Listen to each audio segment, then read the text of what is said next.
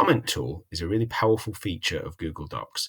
Now, it's really powerful for self-editing, but it's also amazing when you start collaborating. So just start off with, say I'm in a bit of a rush. As I highlight something, this little plus in a speech bubble appears. It's called the comment. So it says add a comment. So I click on there and it tells me it's me that's writing. So I'm just going, is this correct? I'm a bit of a rush now, so I don't have time to go and check it. So I'll comment that to remind myself later. It stays there almost like a sticky note.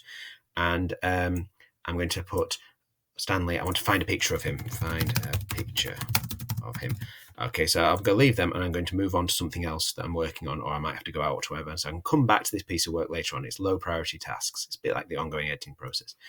Now, if I've shared this document with multiple people, then these people can help me by putting in answers or commenting if they see it, and they can say, yes, of course it is. I could even look at it myself and say, when I come back to it, I've checked it on my phone or whatever.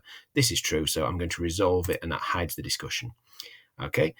I might have changed my mind and said, oh, I don't want a picture anymore. Or once I put a picture in, I can hit resolve and that gets rid of that comment. It disappears, it flies away. All comments live in the comment history up there, so you can always see what's been said. So if people have been working on it when you've not been there, you can see what conversations they've had. So just because it's resolved doesn't mean it vanishes forever. One more powerful feature is I can ask for help directly. So rather than just putting out a general thing to people who are working on it, I can target people. So again, I'm highlighting this and I'm not sure if this is true. So I'm going to click add a comment and I want to ask an expert. So it brings me up this. So I'm going to go to my friend Xavier, who is an expert on all things comics. So I'm going to type in, I'm going to put at first, and then straight away I'm going to type his address, Xavier at school.org. Okay, and it gives me the option to assign it. When I assign it, I can say now underneath, is this true?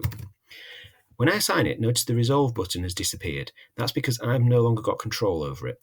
I'm sending it to him and asking him to resolve this comment. So he can let me know yes or no, and then he will be able to resolve it for me. By hitting assign at the bottom, it will also send him an email.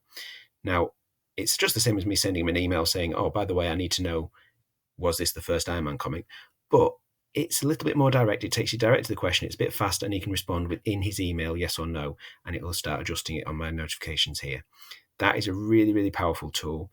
And it's even better when you're inside a large organization, because when you put the @ sign, it brings up, and you start typing, it brings up their email address automatically. So if it's someone I've contacted before, it'll suggest him as soon as I type @X. If I know someone called Bob within my organization, as soon as I put the @B, it will suggest Bob. So it's a real time saver. The minute I press assign, it's assigned to him, and I have lost control of this comment. The only person who can make it vanish is Xavier. So he needs to get back to me. So I'm going to discard that one. And that is getting the comment history and getting the comments to help you and using editing process. Again, all comments are hidden away in the history, so we can see them there. And we can see that when they were resolved, we can see who did things. We can also reopen the one if we're not happy with something or we want to go back to it. Again, a very, very powerful tool.